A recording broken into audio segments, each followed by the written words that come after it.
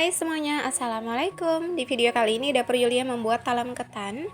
Langsung aja ya teman-teman, simak videonya sampai selesai untuk melihat gimana cara membuat talam ketan.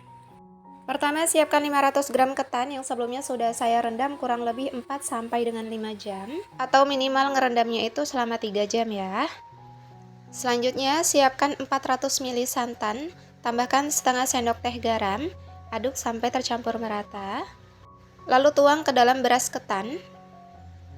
Aduk-aduk kembali supaya santannya tercampur merata ke seluruh ketan. Sebelumnya saya sudah panaskan kukusan dalam keadaan air yang sudah mendidih. Kukus beras ketan selama 30 menit. Tambahkan 2 lembar daun pandan.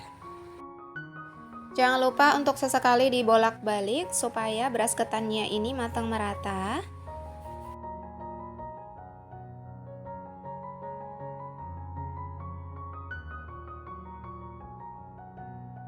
Nah, ini setelah 30 menit beras ketannya dimasak, ini udah matang, siap untuk diangkat. Dan sambil beras ketannya dimasak, ini tadi saya sudah siapkan loyang ukuran 20 x 20, olesi menggunakan minyak goreng, lalu lapis menggunakan daun pisang, karena stok daun pisang di kulkas sudah menguning seperti ini, tapi nggak apa-apa ya.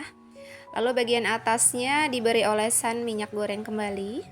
Masukkan beras ketan ke dalam loyang sambil ditekan-tekan supaya nanti beras ketannya ini padat.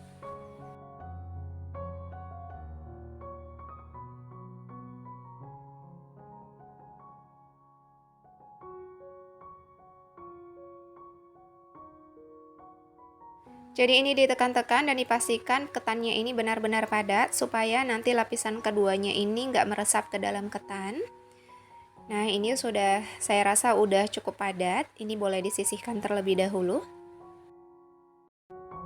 Lanjut siapkan panci, masukkan 250 gram gula merah, 1 sendok teh garam, 2 sendok makan gula pasir, 400 ml santan, 2 lembar daun pandan. Ini dimasak sambil terus diaduk supaya nggak pecah santan.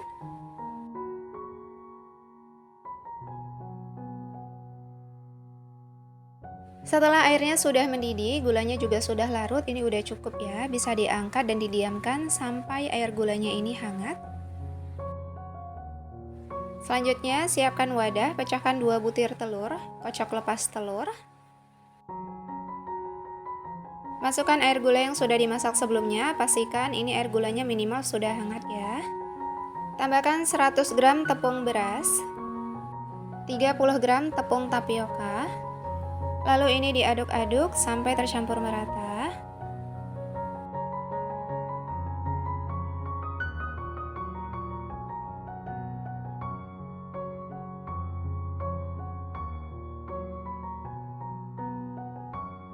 Ini saya masukkan air gulanya secara bertahap ya, sedikit demi sedikit. Nah, ini kemudian aduk kembali sampai tercampur merata. Untuk memastikan adonannya ini halus, licin, dan tidak ada tepung yang bergerindil, jadi saring adonan.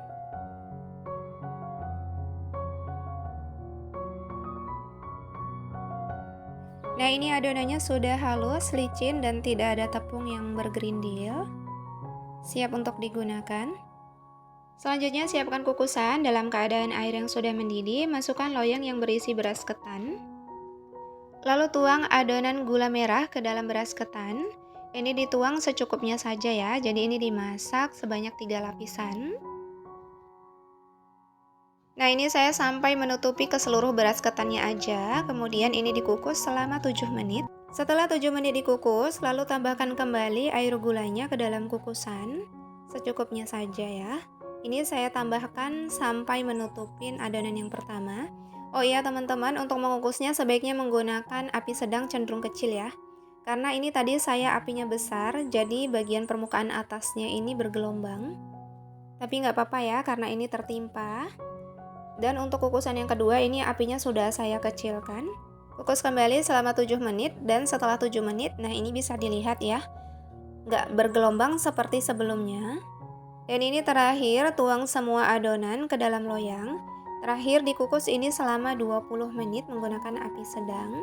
Dan jangan lupa tutup kukusannya ditutup menggunakan kain bersih supaya uap air nggak menetes ke dalam kukusan. Nah, ini dia setelah 20 menit dikukus. Ini sudah matang, matikan api kompornya, lalu angkat loyang. Setelah hangat, sisir bagian pinggiran kue supaya mudah saat mengeluarkan dari dalam loyang. Nah, ini setelah saya keluarkan dari dalam loyang, lepas daun pisang, potong-potong kue sesuai selera. Bisa dilihat ya, dari tampilannya aja udah kelihatan kalau kuenya ini enak banget. Rasanya ini bener-bener enak banget, berasa gurih dari ketannya, manis dari gulanya, lembut, ini enak banget, cocok banget untuk dijadikan cemilan di rumah, untuk ide jualan, atau untuk isian snack box. Karena rasanya ini memang benar-benar super enak banget, recommended untuk dicobain di rumah. Selamat mencoba dari resep yang saya bagikan, semoga video ini bermanfaat. Sampai jumpa di video saya selanjutnya. Wassalamualaikum, bye-bye.